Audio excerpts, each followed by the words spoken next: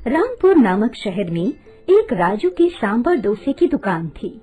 ये बहुत ही मशहूर दुकान थी राजू की। यहाँ का सांभर डोसा बहुत ही स्वादिष्ट था। जो भी एक बार यहाँ आता वो राजू के यहाँ सांभर डोसा खाए बिना नहीं जाता था। इस तरह वो सांभर डोसे की दुकान दिन प्रतिदिन बहुत मशहूर होती जा रही थी और जैसे जैसे वो दुकान मशहूर हो रही थी वैसे वैसे उस दुकान का मालिक यानी कि राजू घमंड में बढ़ता जा रहा था।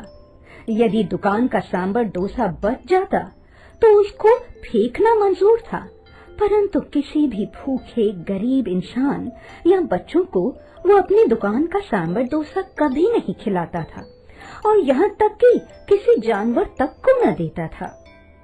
एक दिन की बात है, एक भिखारी उस दुकान के पास से जा रहा था। वो बहुत ही भूखा था। अचानक सांभर डोसे को देखा तो वो उस दुकान के मालिक के पास गया। उसने मालिक से कहा, मालिक, बहुत दिनों से भूखा हूँ, कुछ खाने को दे दो, बहुत जोरों से भूख लग रही है। जा यार, सुबह सुबह दिमाग मत खराब कर, पता नहीं कहाँ कहाँ से भिखारी आ जाते हैं। मालिक, कुछ दे दो खाने को, बहुत रहम होगा, बहुत जोरों से भूख लग रही है। ओ यार, सुबह सुबह दिमाग खराब कर दिया, पता नहीं कहाँ कहाँ से भिखारी आ जाते हैं। ओए राजू, ओ जल्दी धक्के मार के बाहर निकाल इस भिखारी को। राजू उस भूखे भिखारी को धक्के मार के दुकान से बाहर निकाल देता है। भिखारी तो भूखा था ही, इसलिए भूख के मारे वो वहीं गिरकर बेहोश हो गया। राजू ने कहा, मालिक, लेकिन मालिक ये तो बेहोश हो गया। ओ तो मैं क्या करूं यार, ओ जल्दी से दुकान के सामने से हटा इसको, ओ ग्राहकों के आने का टाइम हो गया। जी मालिक, मालिक लगता है ये तो मर गया। ओ यार, तू एक काम कर, ओ हमारी दुकान के पीछे जो एक कुआं है ना, ओ इसमें डाल दे इसको, ओ किसी को पता भी नहीं चलेगा। अच्छा मालिक। ओ एक बात बता, ओ किसी ने देखा तो नहीं तुझे डालते हुए उसे? नहीं मालिक, मैंने डाल दिया, उसे किसी ने नहीं देखा। ओ यार, आज का तो दिन ही बहुत खराब है और एक भी ग्राहक नहीं आया अभी तक, और ये लफड़ा और हो गया जान को। ओ एक काम कर यार, ओ जल्दी से दुकान बढ़ा दे और तुम सब अपने घर जाओ, और लेकिन कल टाइम से आ जाना, वरना तुम्हारी एक दिन की सैलरी काट लूंगा। और मालिक भी दुकान बढ़ाकर वहाँ से घर चल दिया। तभी उसे ऐसा लगा कि उसके पीछे पीछे ही कोई चल रहा है। वो एकदम डर कर वहीं रुक गया।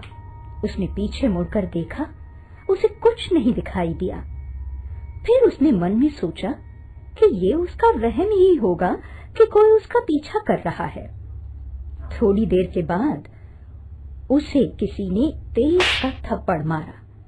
उसने चारों तरफ घूमकर देखा, मगर उसे कोई दिखाई नहीं दिया। फिर वो जल्दी जल्दी अपने कदम बढ़ाकर फौरन अपने घर की तरफ गया।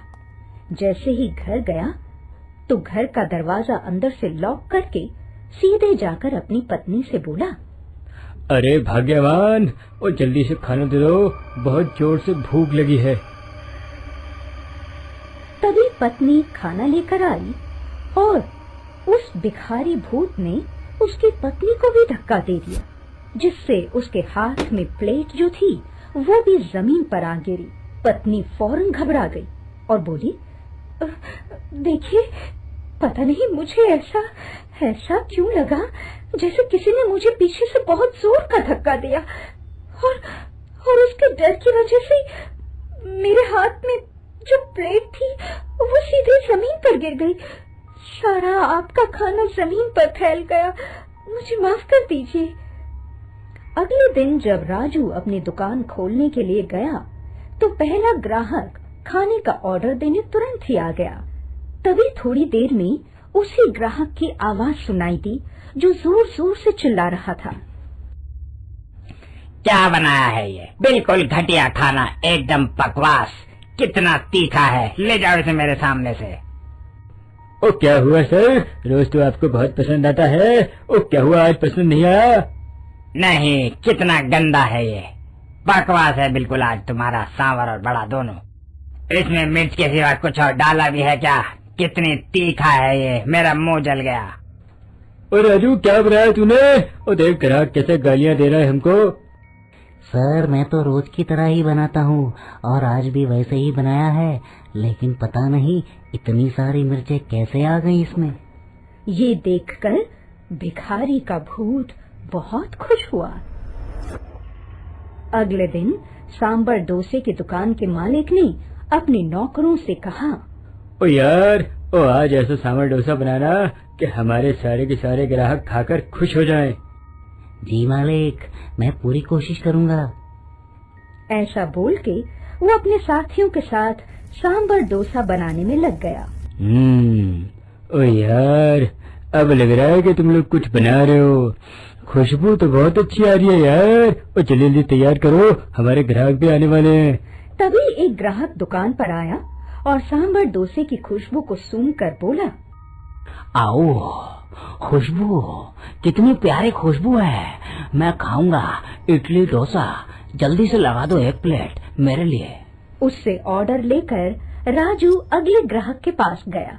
अरे सांबर बड़ी की 1 प्लेट लगाना मेरे लिए भी, लेकिन हाँ, अरे ध्यान से देख लो जरा, एकदम गरम गरम लगाइयो।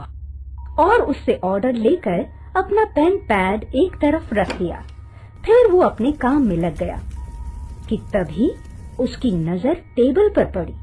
उसने देखा जहाँ उसने सांबर डोसा बनाकर अभी अभी तैयार रखा था, वो सांबर डोसा उस टेबल से अचानक गायब हो गया।